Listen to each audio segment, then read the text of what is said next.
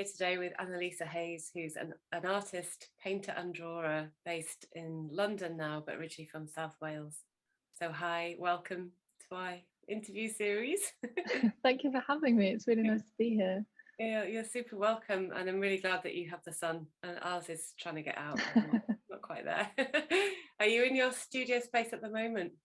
I am in my studio, yes. I've just started an MFA at Kingston, so I'm in the spaces down here. So hopefully there won't be too much background noise, but there might be a few people coming and going.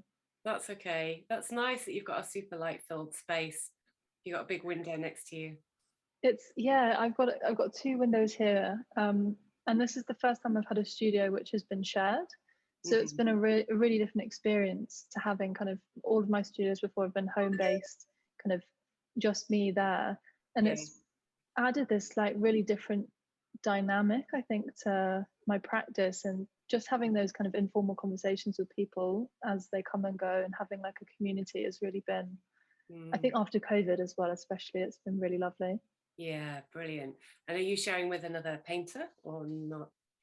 So it's kind of open plan here, and there's a real mix of different people. So there's a few painters, there's a couple of people looking at sculpture, quite a few people doing digital based practice. So there's kind of a really big mix. Yeah, great. So you started your MFA this year. Yeah, so early days. But before that, talk us a little bit about what your practice looked like before and how long you've been painting for. So I've been painting on a more kind of serious level for about 5 years now.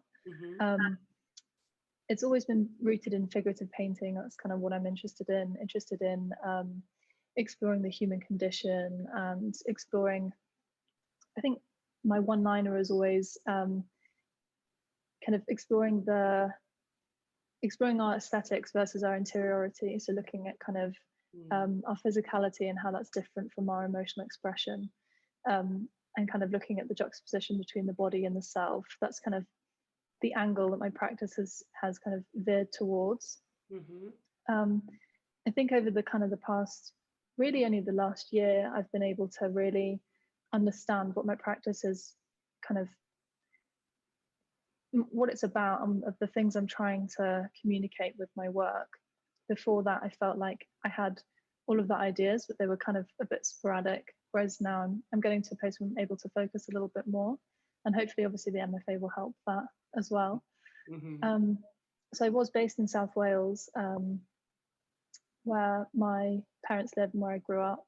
I had a solo exhibition there in 2019 at a gallery called Gallery at Home. And then I've moved to London since, and I'm now based in Kingston. And so did you formally train as a painter in the years down in Wales, or did you do something? No. So I did my undergrad in geography, so it's completely different. I did that at Durham, but then it was kind of when I was at uni that I started to paint it more in my spare time, but kind of develop my practice a lot more rigorously than I had before. I did A level, but then I kind of was self-taught from there, and then have now gone into the MFA this year. Amazing. Well, it's a great journey. And so what do you primarily paint in oils? Yeah, so primarily in oils. I do some watercolors. I like to mix kind of watercolor with pastels. I view those as more drawing in a way, I think, because they're so different from kind of heavy impasto oil painting, which is kind of my main focus. But yeah, always oils. I've never really gotten into acrylics. It's such a different technique. I've kind of stuck with the oil painting. Yeah. And what do you find that oil painting gives you in the painting? What does it allow you to do more than a different medium? I think what I love most about oil paint is it's so malleable. So you can kind of, a lot of how I work a lot is kind of by letting the image appear on its own. So I will use some reference imagery, but kind of I like to work quite spontaneously and let the image kind of come forward and speak for itself. So that involves a lot of kind of building up and then wiping away, building up again until you kind of hit the image that you want to move forward with.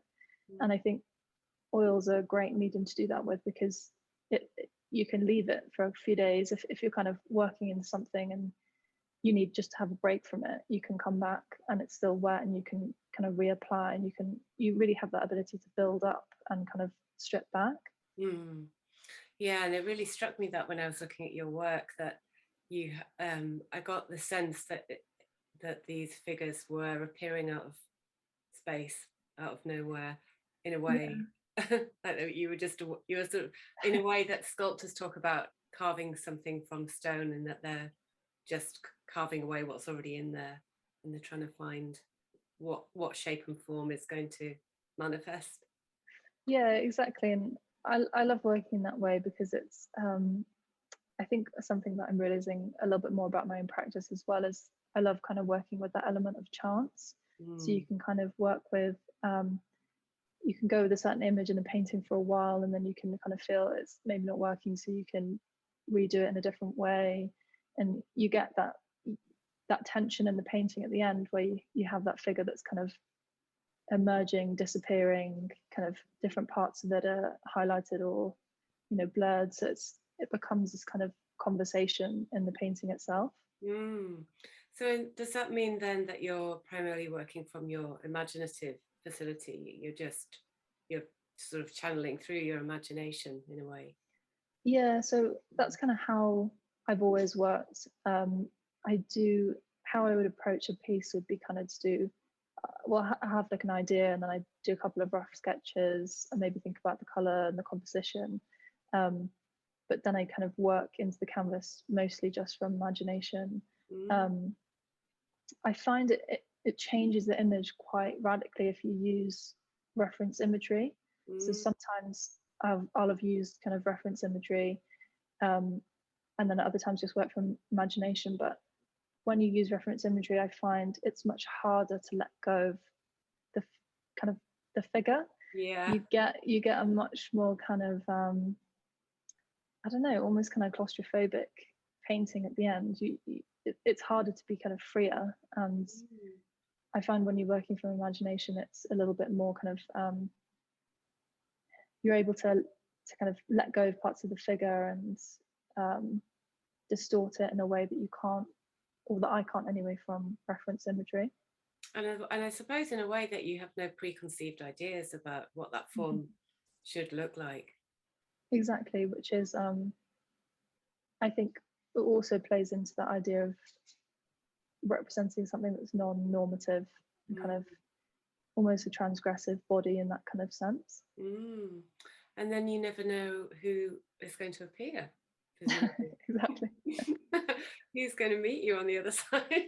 Exactly. Yeah, that's cool. What a process that is. Then do you find yourself kind of, do these people sort of seep into your dream state, and do you find yourself kind of having as you're painting, their forms sort of coming to you as you work into them?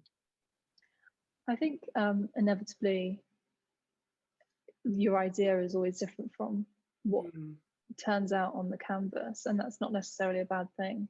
I think it's mostly kind of, they just kind of pop up, these kind of ideas. They can be sparked from anything really, and then I kind of just try and run with the idea without holding on to it too much.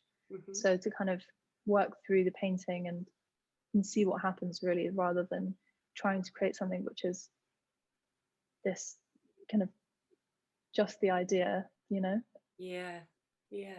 And do you work in a way where you work on one portrait or a painting at a time, or do you work on several simultaneously? I think it depends how busy I am.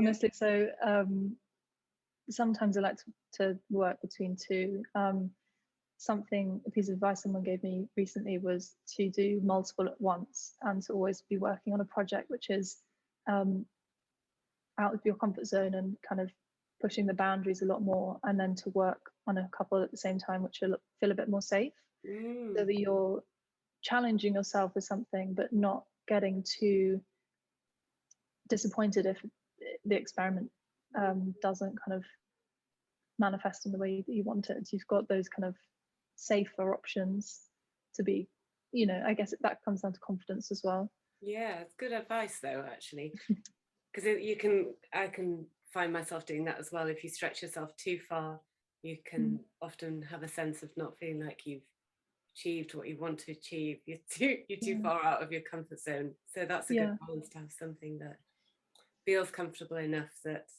is still moving you forward. Yeah, definitely.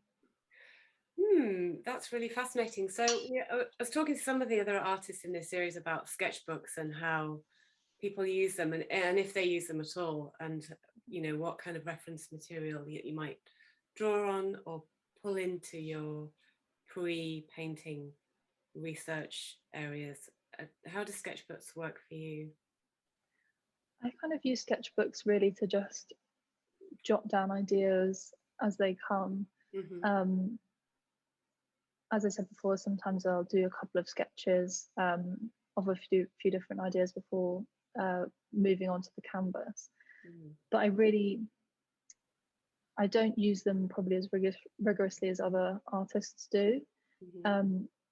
In terms of reference imagery, if I have kind of like a big box of kind of images that I dip in and out of every now and then, not so much kind of transferring images from reference imagery to the canvas, but just using them as kind of ideas and inspiration. I've been looking recently a lot at kind of stills from performance pieces, just to try and understand the kind of movement of the body and get kind of some more movement into my paintings and drawings, and kind of move from how I perceive my work at the moment, which is a little bit static maybe, into kind of something that's more fluid. So I've been looking at kind of more, I guess, films recently than images. And have you got to that stage in your MFA where they're moving you towards drawing practices that involve moving forms? Not really. It's very early days. We've been here about a month. Okay. Yeah. So we're just kind of settling in at the moment. Yeah, that would be dropping you in at the deep end, I guess. Okay. And so when you start out on a body of work, for instance, even if you perceive it that way, do you have a sort of methodology of working, or a way that you align yourself some goals that you want to achieve, or do you kind of fall into free flow and see what happens? Again, I think it depends on the time frame, and if there's like a deadline attached to a new body of work, say for an exhibition or coursework deadline or something like that. So I prefer working to deadlines, I think, because it pushes you to be much more critical of your work. So you can, if something's not working, it's easy to spend too long on it, I think, sometimes, especially with painting, because you can keep going in and redoing it.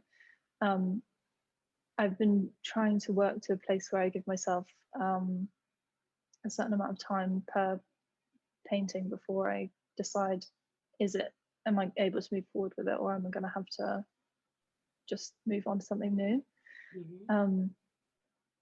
But I think in general, if I can get, you know, maybe 5 canvases done which are along the same themes, that's, I feel, a good place to then evaluate a project and think, do I want to move forward, or do I want to continue with this kind of style, or this body of kind of work?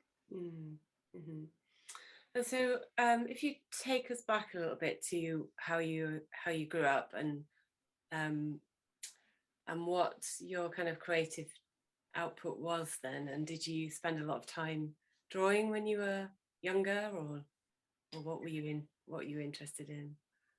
Yeah, I did a lot of drawing. When you're talking about sketchbooks, I have a lot of sketchbooks from when I was about 10 or 11. Yeah, really. Not so many now. Yeah. My grandma was an artist, so that was always kind of inspirational for me to see her work. She did a very different practice, but kind of very delicate watercolor paintings. So we have a lot of her watercolors still at my parents' place. So I think I was inspired by that from quite an early age. I did do a lot of art when I was younger. I think through school I did a lot too, but I kind of lost it, I think, for a few years in between school and uni, as you do kind of with those other things I was interested in and playing sport and all of these other things. So I'm glad I was able to find it again and come back to it. And do you find that there are sort of recurring themes that are coming into your paintings that are older themes that you had when you were younger, or not? I don't know really. I think I've always been interested in the figure. That's always been my kind of umbrella, I think, has always been looking at figurative art. But I think my practice is in a place at the moment where it's changing all the time. And I think that's just potentially the nature of the environment I'm in at the moment, the stage of life I'm at too. So every year I kind of look back on the work I've done the year before, and it may not look that different to other people, but I feel like there have been kind of big jumps in style and form and the things I'm approaching. So I think I'm excited to see where that is going to go over the next few years. And does the size of what you paint, is that a conscious choice or more of an intuitive kind of choice? I'd say it's probably more intuitive than a conscious choice. I think I've always preferred working on larger scale, but you obviously have to be realistic considering your studio space. If you have a smaller space, you can't work larger. So I've kind of adapted in that way. I think during lockdown when I had a home studio, to be working on smaller pieces, and I think that's a good skill to be able to working through different sizes and not be restricted to small or large pieces. But I think currently I would approach that more kind of intuitively and just think whether I felt that piece would be benefit from being on a larger scale or a smaller scale. Maybe I may get more technical with that as time goes on, but at the moment I feel like it's quite an intuitive process. I was looking at your work and feeling some resemblances with Francis Bacon's work. I hope you don't mind me saying. No, I've got a pile of Francis Bacon books on my desk just over there. So. Okay, that's all right. Because he has that way of producing people from the ether as well, and that feels similar. So are there any other artists that you may draw inspiration from? So recently I've been looking at Bacon, as you say, again. I view his work as kind of the lever on which I look at other artists' work. I've always been interested in his work. It's probably been my biggest inspiration to date. Recently I've been looking at Maria Lasnik, I don't know if you know her. Another artist called Ryan Hewitt, who's a South African painter. And then more recently I've been looking at kind of some more sculptural based stuff. So I'm looking to kind of move perhaps into sculpture a little bit as well as painting, and I'm trying to explore kind of where painting can become sculpture and the kind of the conversations those two mediums can have with each other. So I've been looking at Rebecca Warren's work, some of Anthony Gormley's work as well. Yeah, fascinating. Do you have access to the sculpture department where you are? Yeah, so we have full open access to all the workshops, which is amazing. Perfect. Yeah, that's great. Wow. And so one of the things I was kind of wondering about, because I noticed in your artist statement that you were talking about exploring fragmentation and the themes of that within your work, and I wondered if part of the process of painting was a way of bringing those pieces, the fragmented pieces, back together, and in a way of sort of trying to create a sense of unity or oneness or wholeness. Does that resonate at all, or is that am I completely off key? No, that definitely resonates. I think it's kind of a dual process. You can see it as kind of the pieces coming together, or kind of falling apart, and depending on the figure and the concept and the idea that I'm exploring, it can work both ways.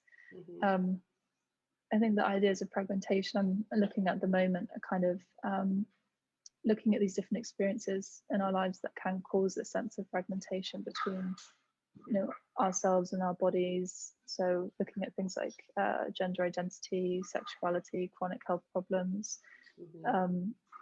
exploring that kind of space between the body and the self, and where those kind of things fragment or can fall apart.